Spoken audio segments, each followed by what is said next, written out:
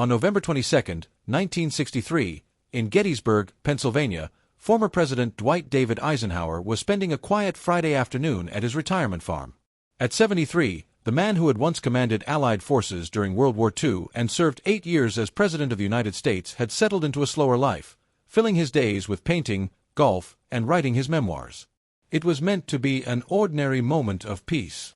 Within the hour, however, a single phone call would rupture that calm and confront Eisenhower with a crisis that spoke deeply to leadership, responsibility, and the heavy cost of democratic power. News soon arrived that President John F. Kennedy had been shot. Eisenhower's longtime military aide, Brigadier General Robert Schultz, brought him the initial details of the unfolding emergency. Schultz would later recall that television networks abruptly broke into regular programming with urgent bulletins. Eisenhower immediately turned on the television.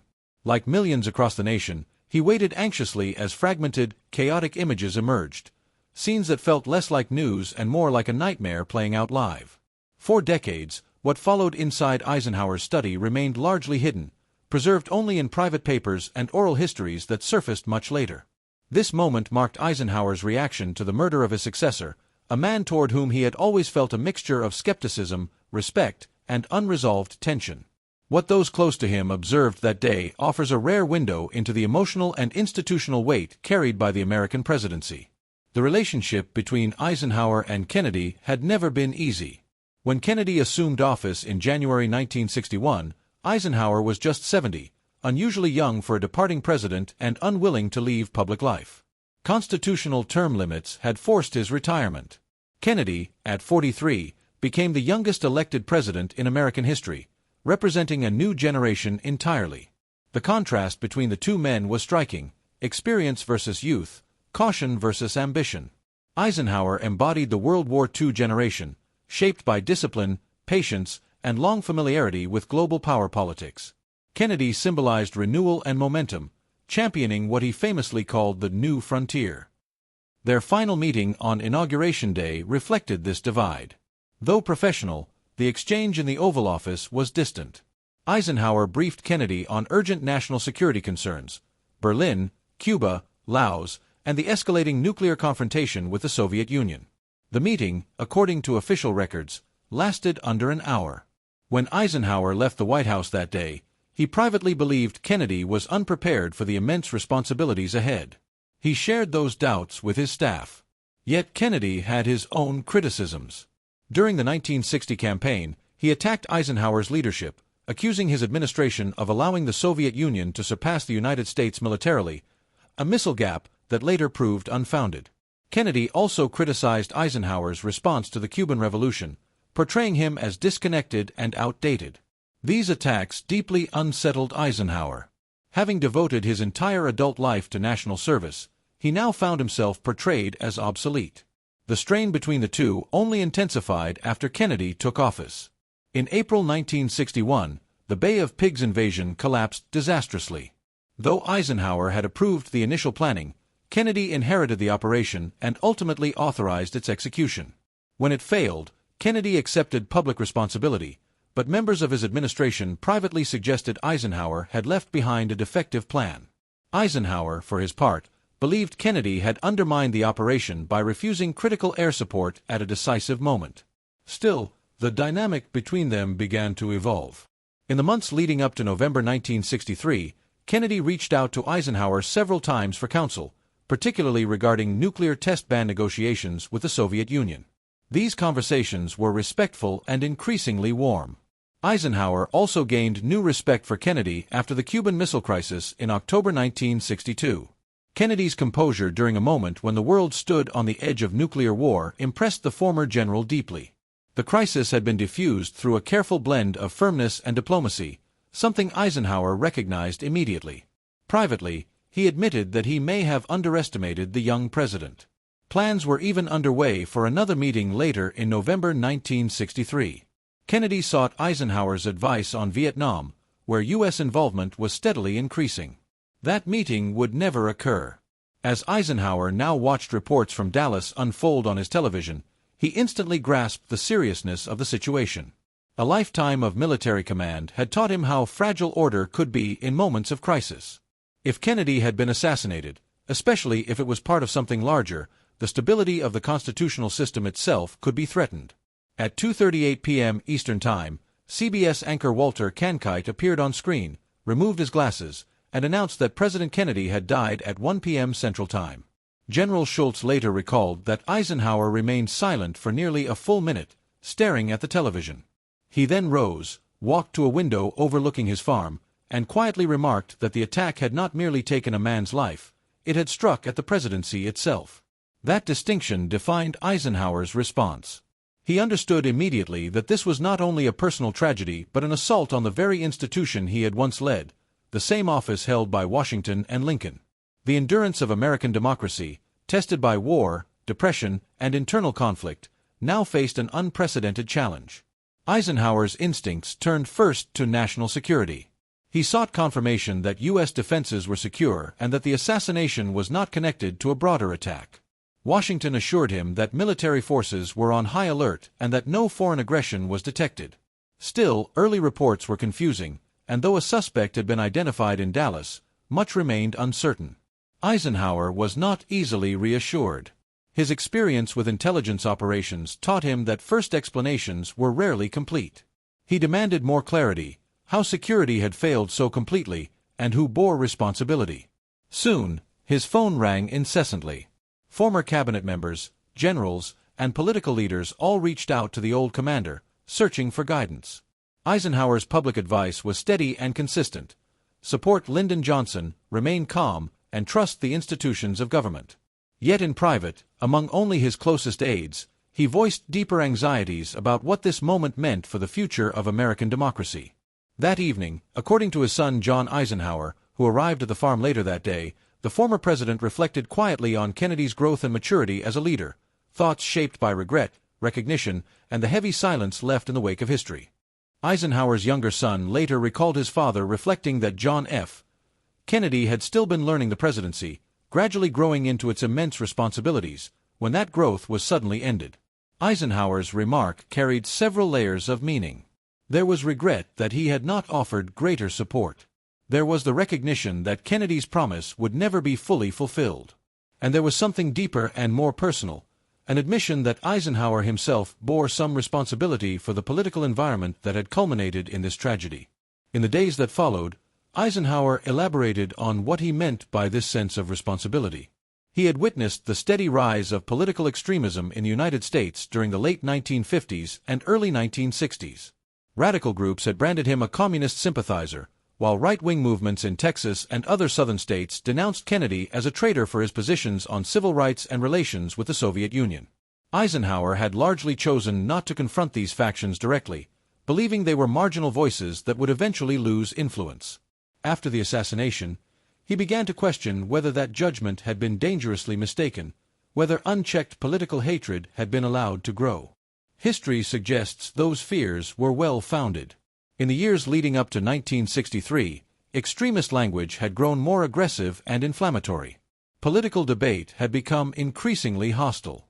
While American presidents had always faced criticism, the rhetoric aimed at Kennedy, particularly in certain regions of the country, crossed into something far more toxic than ordinary opposition. In reflecting on this climate after the assassination, Eisenhower concluded that leaders of his generation had failed to firmly condemn such extremism when it mattered most.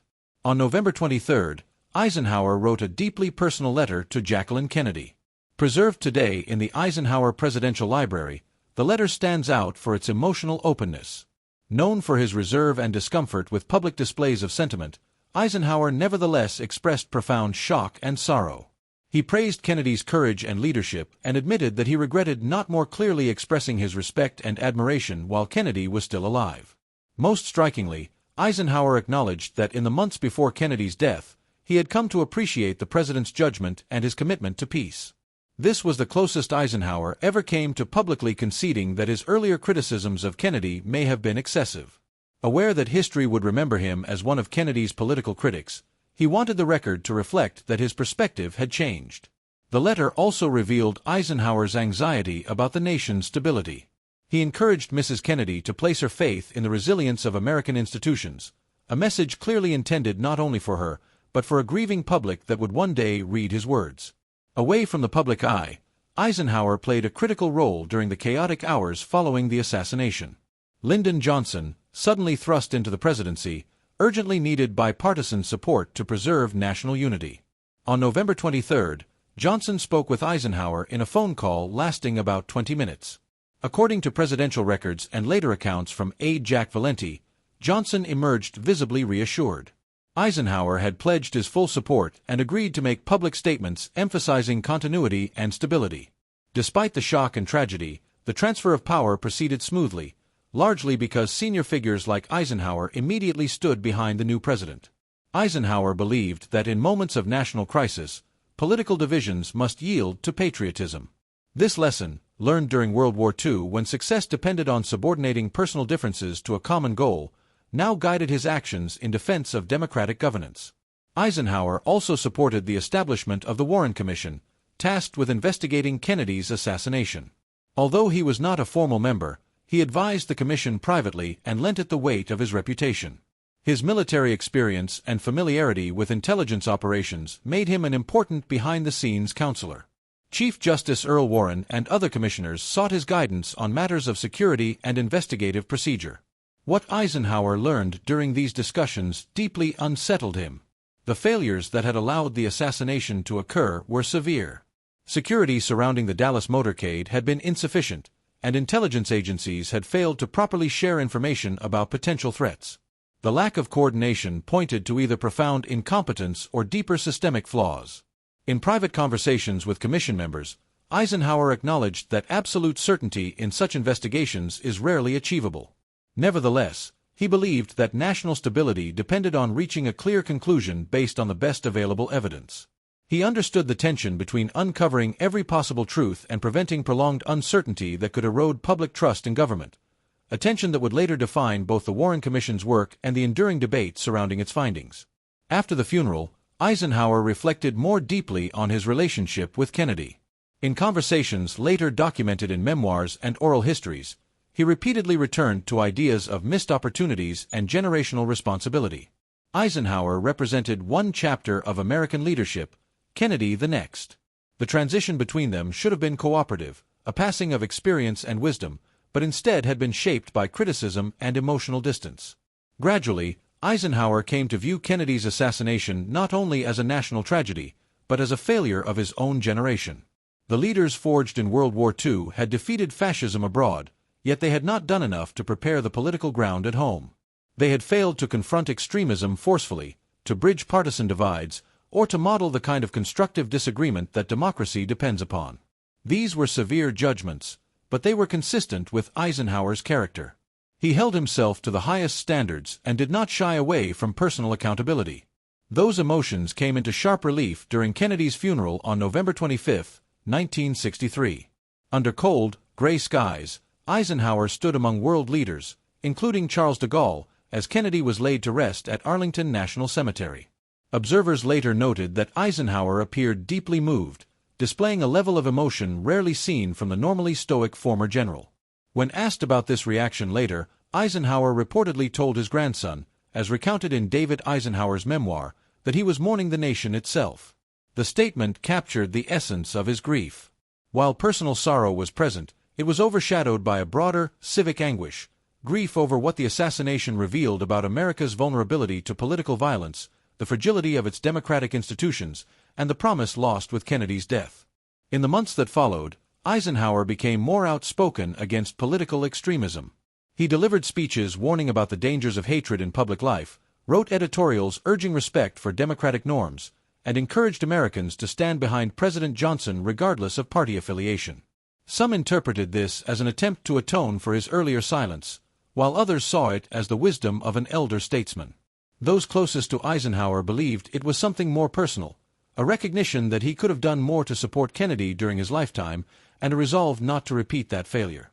As time passed, Eisenhower became increasingly open in his support of John F. Kennedy's major policy initiatives.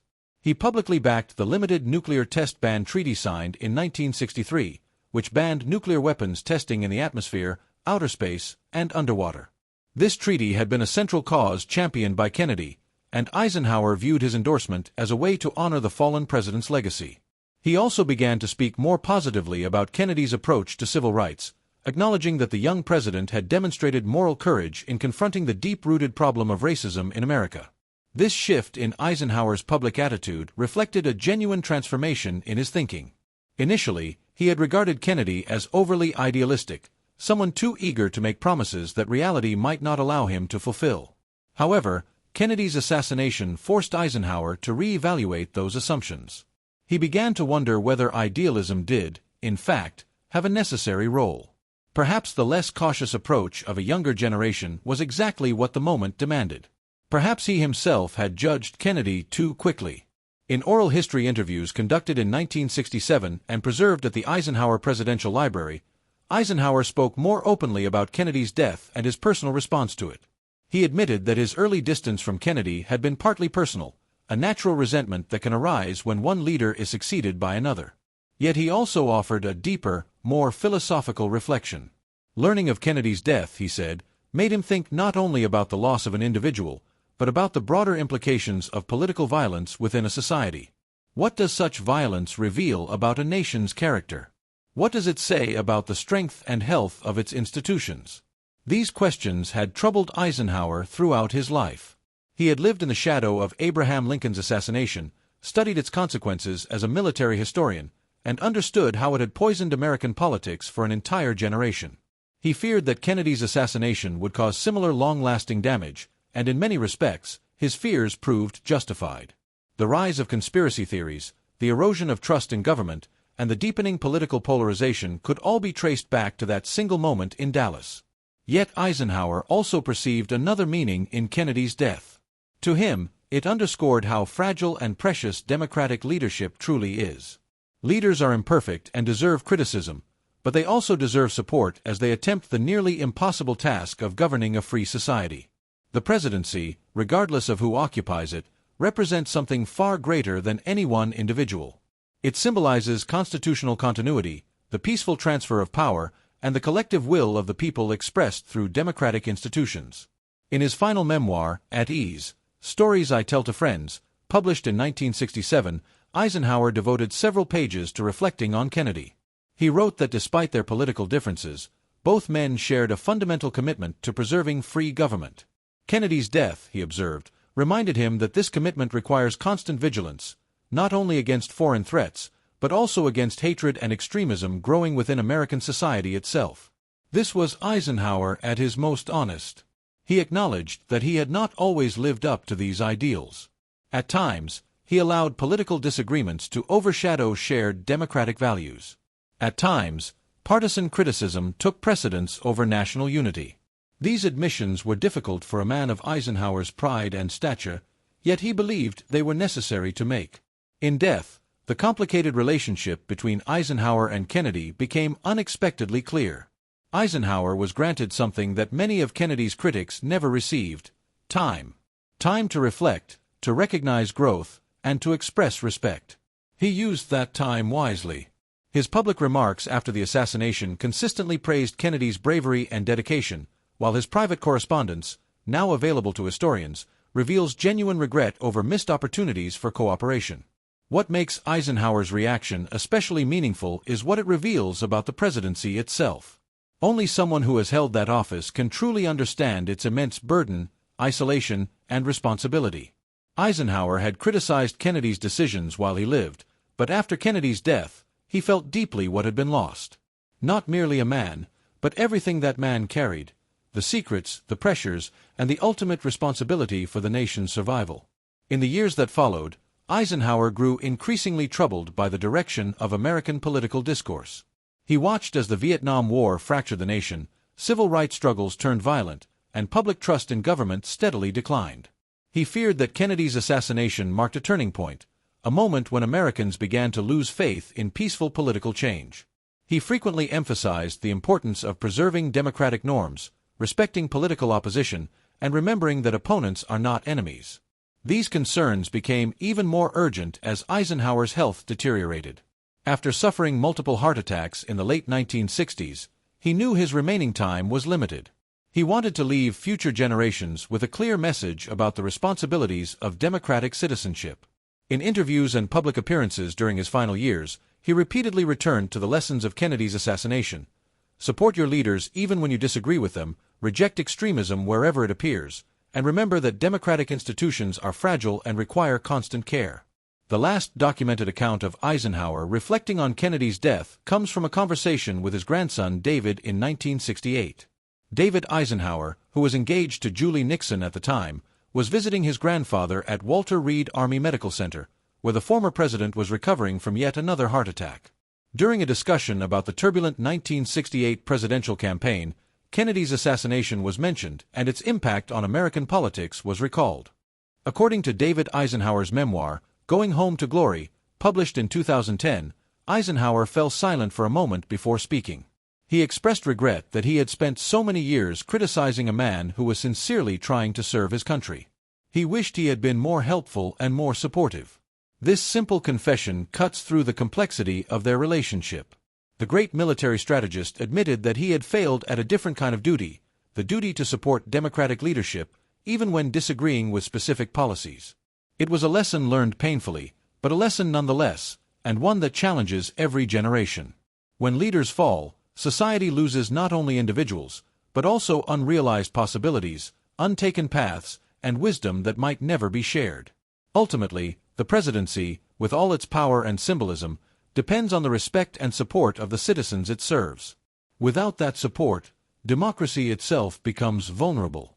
November 22, 1963 marked a defining moment in American history. For Dwight Eisenhower, it was the day he realized that the office he once held was far more fragile than he had imagined, and that defending the institution mattered more than any political disagreement. His reaction, his words, and his visible grief affirmed a fundamental truth about democratic governance. When we attack our leaders, even while opposing their policies, we risk undermining the very institutions that protect freedom. Eisenhower lived long enough to witness many of the long-term consequences of Kennedy's assassination: the spread of conspiracy theories, declining trust in government, and the rise of political violence.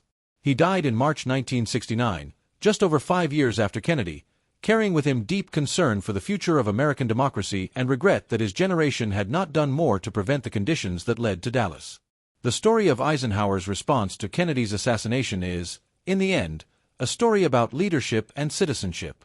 It reminds us that presidents, despite their flaws, bear immense burdens. It challenges us to reflect on how we speak about our leaders, how we engage in political opposition, and how we balance criticism with respect for democratic institutions. These questions are no less urgent today than they were in 1963. This video presents historical events based on documented sources, including presidential libraries, oral histories, published memoirs, archived correspondence, and scholarly research. Interpretations may vary among historians, and viewers are encouraged to consult multiple sources. This video is intended for educational purposes.